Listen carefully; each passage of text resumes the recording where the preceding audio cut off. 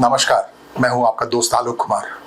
आज हम बात करेंगे बिहार की। बिहार बीजेपी की भारतीय जनता पार्टी, जिसके बारे में लगातार कहा जाता रहा था भारतीय जनता पार्टी अगर एनडीए से बाहर निकलती है तो उसका नेतृत्वकर्ता कौन होगा।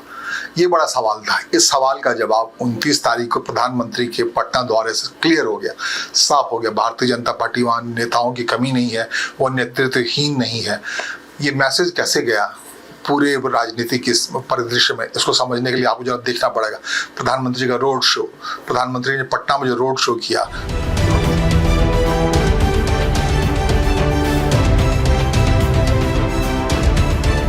रोड शो करते हुए एयरपोर्ट से नए टर्मिनल के उद्घाटन के बाद वो सीधे भारतीय जनता पार्टी के दफ्तर पहुंचे।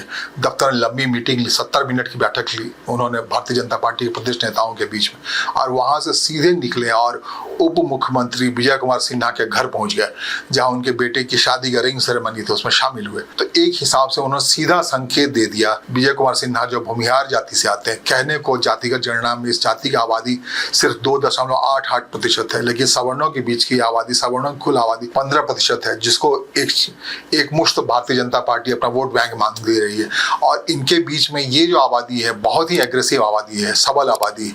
ये न सिर्फ खुद अपना वोट डालते हैं बल्कि आसपास के लोगों के लिए भी सुनिश्चित करते हैं कि वो भी भारतीय जनता पार्टी के लिए वोट डालें। भारतीय जनता पार्टी के प्रति भूमिहारों की आसक्ति की बात हम करें तो आपको याद रखना होगा, भारतीय जनता पार्टी में बिहार के जो सबसे बड़े नेता थे कैलाशपति मिश्र, इसी जाति से आते थे। इसके बाद कैलाशपति मिश्र के प्रभाव में आकर के कांग्रेस से डॉक्टर सीपी ठाकुर बीजेपी में आए और उन्होंने सुनिश्चित किया कि भूमिहारों की भारतीय जनता पार्टी और कांग्रेस के बीच में भूमिहार वोट नहीं बटेगा, और ये तय हुआ। उसके बाद अभी जो केंद्रीय मंत्रिमंडल गिरिराज सिंह हैं, जो अपने को हनुमान बताते हैं, वो भी इसी जाति से आते हैं। इतना ही नहीं, कांग्रेस जो वहां बैटिंग कर रही है, कांग्रेस के पूर्व प्रदेश अध्यक्ष अखिलेश प्रसाद सिंह इसी जाति भूमिहार जाति से आते थे। अभी मौजूदा जो वहां का नेता है, वहां के कन्हैया कुमार कांग्रेस के नेता है, जिसके मुख्यमंत्री के तौर पर पेश करना चाहती है कांग्रेस पार्टी राहुल गांधी के सिपहसालार, वो कन्हैया कुमार जो बेहतरीन ऑडिटर है, वो भी इसी भूमिहार जाति से आते हैं। तो आप पूरे तरफ देखेंगे नेतृत्वकर्ता के तौर पर भूमिहारों की कमी नहीं है। भारतीय जनता पार्टी जब विजय कुमार सिन्हा के घर पहुंचे नरेंद्र मोदी प्रधानमंत्री, तो उन्होंने का साफ संदेश था कि भारतीय जनता पार्टी को ये ना समझे कि वो मैसेज डिलीवरी नहीं जानती है। खास करके एनडीए में जो कन्फ्लिक्ट है, खासकर नीतीश कुमार को लेकर के, 2005 से बीते 20 साल से भारतीय जनता पार्टी नीतीश कुमार को सामने करके चल रही, और हमेशा नीतीश कुमार ये मैसेज देते रहे हैं कि भारतीय जनता पार्टी का कोई विकल्प नहीं है। प्रधानमंत्री के इस दौरे से, विजय कुमार सिन्हा के घर जाने से ये मैसेज बिल्कुल धूमिल हो गया, साफ हो गया कि भारतीय जनता पार्टी अपने पैरों पर खड़े होना चाहती है। अगर कोई ये आंक रहा है कि सिर्फ वो 2.88% जनसंख्या वाली भूमिहार जाति के भरोसे ही है, तो उनके पास दूसरे उप मुख्यमंत्री हैं सम्राट चौधरी, वो उस जाति बिरादरी से आते हैं जिसके बिहार में अत्यंत पिछड़े वर्ग की आबादी 36% है। तो 36% प्लस 15%, अगर भारतीय जनता पार्टी के सिर्फ जातिगत जनगणना के आधार पर आप इस दोनों में बांध लें तो आपको समझ में आ जाएगा कि 36 प्लस 15%, ये 50% तक पार चला गया। तो इतनी आबादी अगर आ जाती है भारतीय जनता पार्टी के पास, तो वैसे ही वो जीती हुई है वहां पर। सिर्फ इतनी की बात नहीं होती, अन्य जाति में अगर आप इस ढंग से आप मैथमेटिकल कैलकुलेशन में जाएंगे, तब इसी मैथमेटिकल कैलकुलेशन के तहत कहा जाता है मुसलमानों के बारे में, बिहार में हिंदू जहाँ 82% है, लेकिन वो खंड खंड में बटा पड़ा है, अलग अलग जातियों में बड़ा पड़ा है। मुसलमानों के बारे में कहते हैं वो बटे पड़े नहीं है। उस हिसाब से बिहार में 17% आबादी, जो सबसे बड़ी चंक है आबादी का, मुसलमानों का है। मुसलमान वहाँ एक लिहाज से अल्पसंख्यक नहीं रहे, बहुसंख्यक हो गए। सबसे बड़ी जाति 17% है, यादवों का उसके बाद है 14%। तो आप समझ सकते हैं 17% आबादी के साथ यादव जोड़ लें आप, 14%, 17 प्लस 14 कितना होता है। उसके बाद लोग कहते हैं 8% मल्लाह, वीआईपी जो मुकेश मल्लाह है अपने हिसाब से बैटिंग कर रहे हैं, वो कह रहे हैं 8% आबादी वो डाल देंगे आरजेडी के साथ। आरजेडी उस यादव जाति 14% यादव जाति और 17% मुसलमानों के भरोसे वहाँ पॉलिटिक्स कर रही है। अगर एक छत्र माने तो इन दोनों कॉम्बिनेशन, तो उस लिहाज से तेजस्वी भारी पड़ जाते हैं। 14 प्लस 17 ये अपने घर का हो गया इनका, और प्लस अगर मल्लाह को जोड़ लें, मुकेश मल्लाह को जोड़ लें, वीआईपी के नेता को, वीआईपी पार्टी के नेता को, इस लिहाज से 40% वोट बैंक यादव, मल्लाह और मुसलमान को लेकर के बन रहा है। अगर जातीय जनगणना के आधार पर विश्लेषित करें, अगर क्लियर कट आइडेंटिफाई करें, तो इस लिहाज से जहां तेजस्वी की पार्टी आरजेडी 40% वोट बैंक पर टिकी पड़ी है, इसके इतर हैं आप कह सकते हैं पासवान, जो चिराग पासवान जो अपनी हिसाब से बैटिंग कर रहे हैं लोक जनशक्ति पार्टी के ओर से, वो बार बार 5% के आसपास उनकी जाति की आबादी है, और अन्य पिछड़ा वर्ग कुर्मी की आबादी 2% के आसपास है, जो कि भूमियारों से कम संख्या में है। कुर्मी जाति से आते हैं मुख्यमंत्री।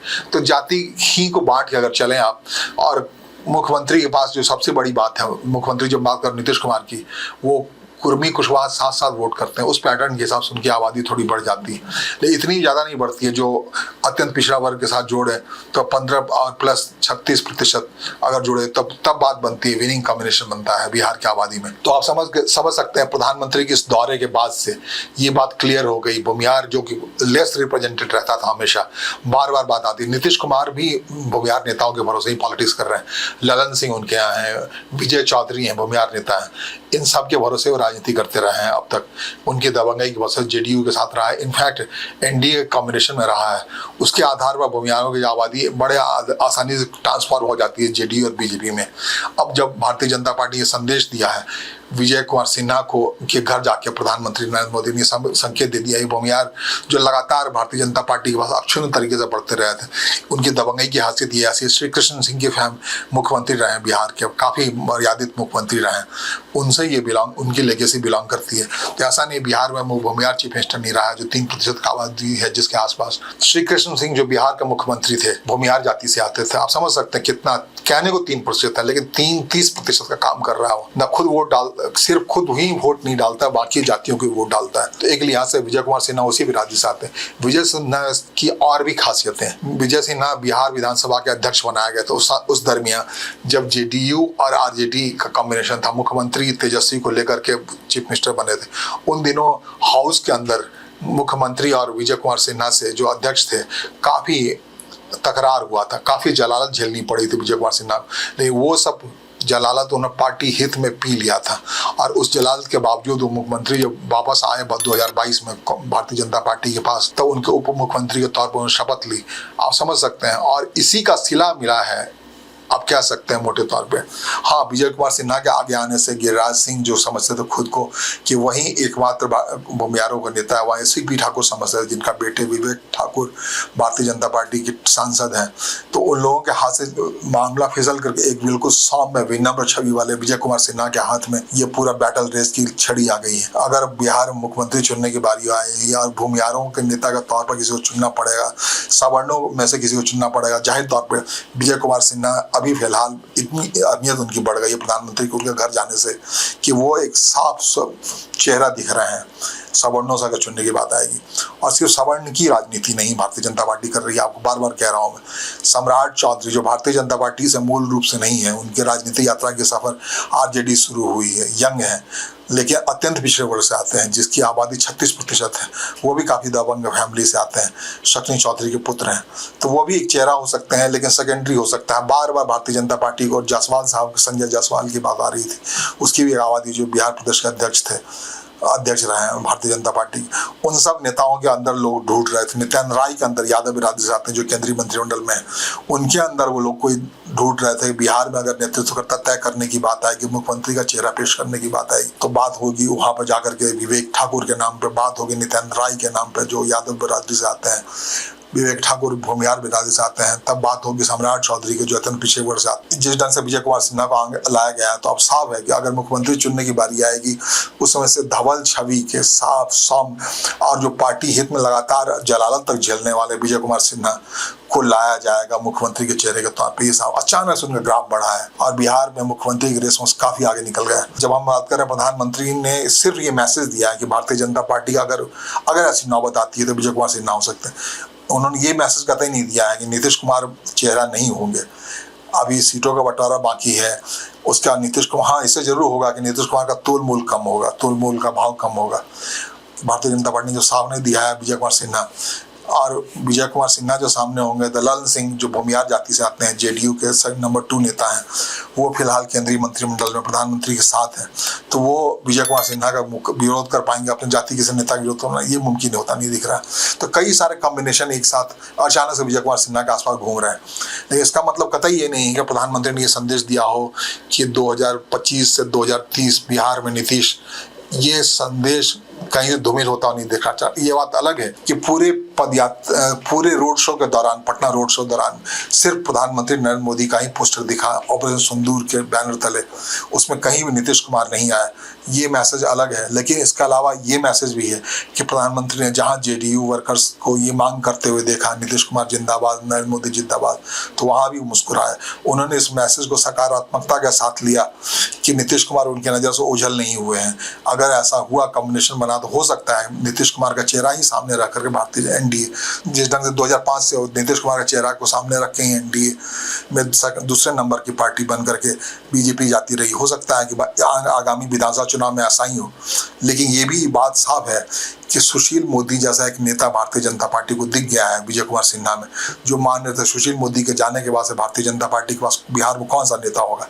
तब ये क्लियर हो गया, विजय कुमार सिन्हा के पास अनुभव है। इस दरमियान उन्होंने बिहार विधानसभा के अध्यक्ष की कुर्सी संभाली है, उप मुख्यमंत्री की कुर्सी 2 बार शपथ लिया उन्होंने, जो मंत्रालय संभाल रहे हैं काफी स्वच्छता के साथ संभाल रहे हैं, वहाँ भ्रष्टाचार का दर कम है, जमीन पे काम ज्यादा हो रहा है। ये सारी चीजें विजय कुमार सिन्हा के पक्ष में जा रही है। वो भारतीय जनता पार्टी ही नहीं, आरएसएस के पुराने स्वयंसेवक हैं, और उसके बाद उन्हें 2010 में टिकट दिया गया, लखीसराय से उन्होंने चुनाव जीता, लगातार जीत रहे हैं 2010 से लेकर 15 साल से बिहार विधानसभा का सदस्य बन रहे हैं।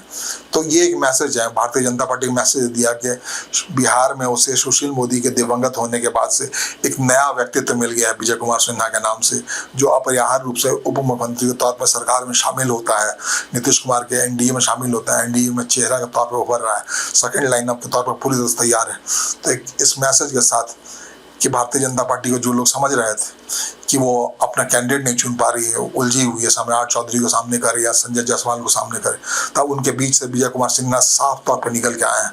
अब विजय कुमार सिन्हा का होने का क्या मतलब है आप समझ सकते हैं। एक उस जाति से आते हैं जो काफ़ी दबंग है, काफ़ी एग्रेसिव है, और वो फायदे का सौदा होता हुआ दिख रहा है भारतीय जनता पार्टी के हक में। नमस्कार, धन्यवाद।